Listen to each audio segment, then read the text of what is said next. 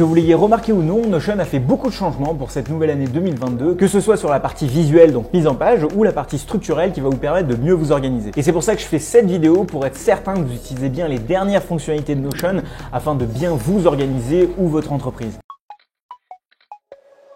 Eh bien, on commence tout de suite avec la première nouveauté et ça concerne les titres. Vous le savez, dans Notion, on a la possibilité de créer des headings. Donc, en fait, on a le heading 1, le heading 2, le heading 3, c'est les différents niveaux de titres. Vous savez qu'on peut y accéder aussi en faisant des dièse et en tapant espace par exemple pour faire un titre de niveau 2, mais aussi on peut taper dièse 3 fois pour faire un titre de niveau 3 par exemple. Et vu qu'on a ces différents titres, on peut tout simplement faire un slash TOC, donc Table of Content, pour pouvoir avoir un espèce de sommaire. Donc tous les prochains titres qu'on ajoutera, et on peut les ajouter ici aussi comme ça, qu'on aura, eh bien seront tout simplement listés dans le sommaire au-dessus. Mais on avait un problème jusque-là, c'est que souvent quand on se retrouvait par exemple avec des longs documents, avec beaucoup de texte entre les titres, eh bien on était obligé de scroller beaucoup.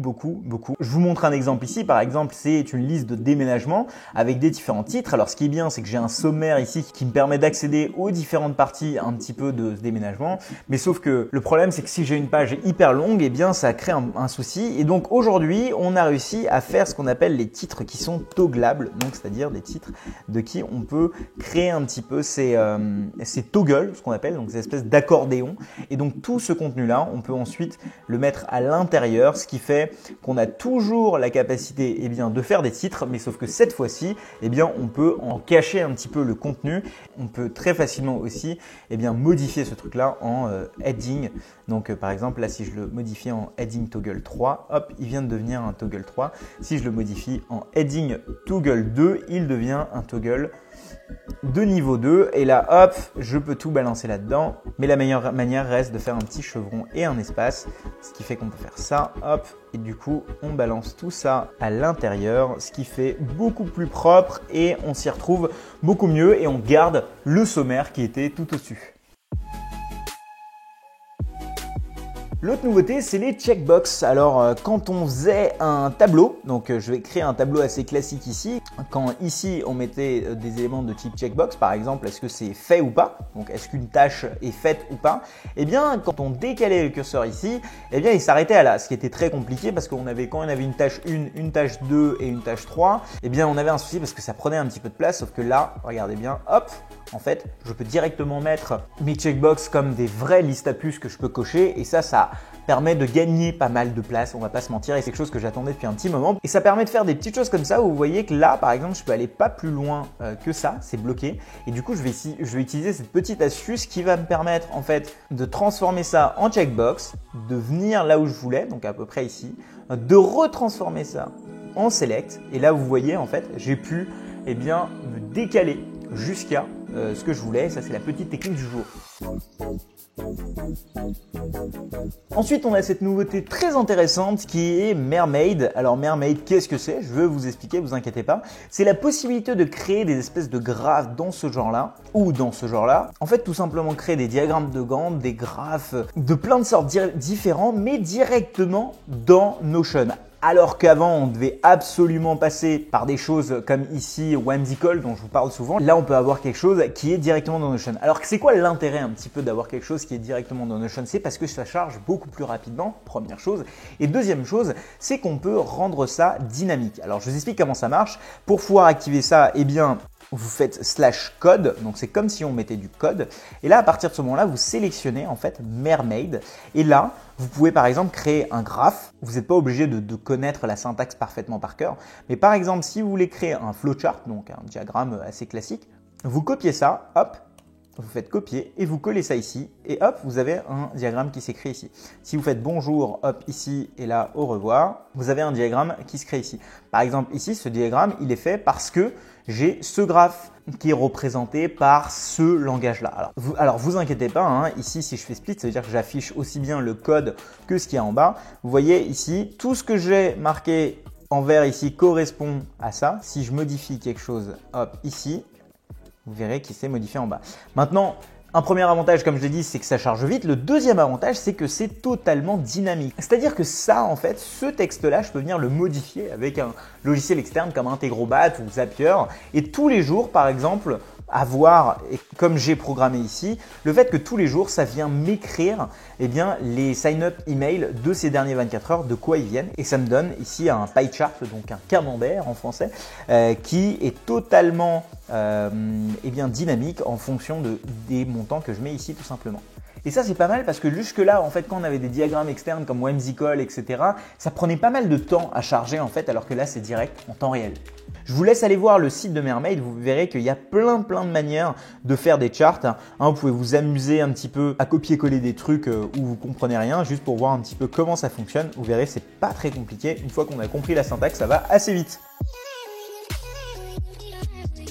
Autre chose, c'est cette nouveauté des roll-up cliquables. Alors, qu'est-ce que c'est qu'un roll-up? Je vous envoie ici à ma vidéo où je parle des roll-up, je vous explique un peu ce que c'est. Mais sinon, on va prendre un exemple simple, on va prendre l'exemple des CRM. Aujourd'hui, vous êtes certainement beaucoup à utiliser un CRM dans Notion. Je vous avais fait une vidéo pour vous expliquer un peu comment est-ce que les CRM pourraient fonctionner dans Notion. Et dans ce CRM, par exemple, mes contacts sont liés à des entreprises. Et dans, en fait, ces contacts, je pouvais afficher les entreprises, mais je pouvais aussi afficher une des propriétés de ces entreprises. Donc par exemple, toutes ces entreprises ont des URL. Ici, je peux cliquer sur les URL, mais sur les roll-up, je ne pouvais pas cliquer sur des URL. Donc là, par exemple, si j'ajoute un nouveau roll-up et que je le configure pour qu'il m'affiche eh bien l'URL de l'entreprise, eh bien je pourrais maintenant cliquer tout simplement sur ces URL, ce qui n'était pas du tout le cas avant. Et donc maintenant, ça nous fait des roll-up un petit peu plus intelligents qui nous permettent de cliquer dessus quand c'est des liens ou des adresses email. Vous avez certainement dû entendre parler des Simple Tables, donc c'est des tables dans Notion qui sont plus des bases de données, qui sont des tables classiques. J'avais fait une vidéo complète là-dessus si jamais ça vous intéresse d'aller voir. Mais l'idée, c'était de dire qu'au lieu d'absolument créer une database qu'on était obligé de faire pour avoir quelque chose qui ressemblait à une table, on peut maintenant faire ce qu'on appelle des simple tables. Et ces deux tables sont un petit peu différentes parce que dans celle-là, on va pas avoir de formule, on va pas avoir tout ça. On va juste avoir une table simple qui est destinée à juste être un petit peu mieux présentée sur une page Notion. Et la petite nouveauté, c'est que jusque-là, en fait, on pouvait juste changer la couleur du header, c'est-à-dire des en-têtes. Mais sauf que maintenant, on peut également ajouter de la coloration au niveau des différentes lignes, au niveau des différentes colonnes également. Et ça nous permet encore mieux d'afficher en fait des tables dans Notion. Donc par exemple, si j'ai quelque chose comme ça, je peux ici changer la couleur de ma table, ce qui va me permettre d'avoir une meilleure visualisation tout simplement. Les amis, si jamais vous êtes en train d'apprécier cette vidéo, n'hésitez pas à mettre un petit like en dessous de cette vidéo comme d'habitude. Ça fait vraiment plaisir. Merci beaucoup pour tout votre soutien sur ma dernière vidéo, là où je disais que je faisais une pause de 2 semaines. Ça m'a fait vraiment du bien. J'espère que vous aussi, vous avez fait une petite pause et c'est reparti pour cette année pour encore plus de vidéos sur Notion, le no-code ou encore le growth en général. Bref, il va y avoir plein de nouveaux contenus sur cette chaîne. Donc si vous n'y êtes pas encore abonné, vous savez ce qu'il vous reste à faire. Et l'autre nouveauté, elle concerne les galeries. Avant ça, en fait, on avait un problème, c'est que dans les galeries, le titre, eh bien, s'il débordait, ils affichaient 3 petits points et c'était pas forcément esthétique et surtout, ça ne permettait pas d'avoir toute l'information. Alors que maintenant, quand on a des titres qui sont un petit peu longs sur une galerie, et je vais vous montrer un exemple juste ici, eh bien, il n'affiche pas les 3 petits points, il affiche le titre en complet, c'est-à-dire que le titre est maintenant wrappé comme un wrap, c'est-à-dire qu'il s'enroule un petit peu autour de la carte, ce qui est pas plus mal parce que ça permet de comprendre l'intégralité du titre et pas avoir ces 3 petits points. Autre nouvelle chose aussi, c'est que Notion a sorti sa nouvelle galerie de templates qui permet d'avoir encore plus de templates à utiliser. C'est des templates qui ne sont pas uniquement faits par Notion, il y a des templates communautaires, des templates triés par catégorie et ainsi de suite qui permet d'avoir encore un grand nombre de choses qui sont déjà faites pour vous que vous pouvez réutiliser. Vous avez également en description mes templates à moi que j'ai mis en place. Il y a des CRM, il y a des templates pour votre budget, il y a des templates pour faire votre bilan annuel de 2021 si vous ne l'avez pas encore fait. Bref, cette nouvelle version des templates va permettre aux personnes qui viennent sur Notion à mieux comprendre à quoi ça sert et à utiliser des choses qui sont déjà faites. Maintenant, attention avec les templates, utiliser un template ne vous permet pas de mieux comprendre Notion. Ça, faut le comprendre, les templates, c'est pas la solution à tout, mais c'est très bien pour pouvoir démarrer des choses et pas réinventer la roue à chaque fois. Ensuite, on a une nouveauté, c'est la nouvelle gestion des commentaires. Vous le savez, aujourd'hui, on peut mettre un commentaire, que ce soit sur un mot, sauf qu'avant, il n'apparaissait pas à droite comme ça. Si je mettais un commentaire, on était obligé d'avoir le commentaire juste ici, alors que maintenant, on peut avoir quelque chose à droite, un peu comme Google Docs ou comme Word par exemple, et donc ça rentre Notion dans cette petite catégorie d'outils. On peut tout simplement mettre des commentaires sur une colonne de droite. Et donc voilà un peu ces nouveautés pour cette nouvelle année. Je peux vous dire qu'ils n'ont pas fini de sortir des nouvelles fonctionnalités. Déjà qu'avec la sortie de l'API en 2021, ça a changé la manière dont on percevait Notion dans tous nos workflows, dans notre manière de travailler. Et là, je peux vous dire qu'en 2022, ils préparent de grosses choses. Si jamais vous êtes débutant sur Notion et que vous n'avez pas vraiment encore pris le temps de l'appréhender, sachez que j'ai une formation gratuite qui s'appelle Notion Facile, que vous commencez à connaître pour ceux qui me suivent régulièrement, qui est une formation en 5 jours, en quelques vidéos, qui va vous apprendre les bases de Notion. Et pour ceux qui veulent aller un peu plus loin, il y a cette playlist avec plus d'une vingtaine de vidéos qui s'affichent sur Notion, qui vous détaillent pas à pas un peu les différentes manières d'utiliser Notion. On parle de finance dans Notion, on parle d'automatisation dans Notion, on parle de l'API de Notion.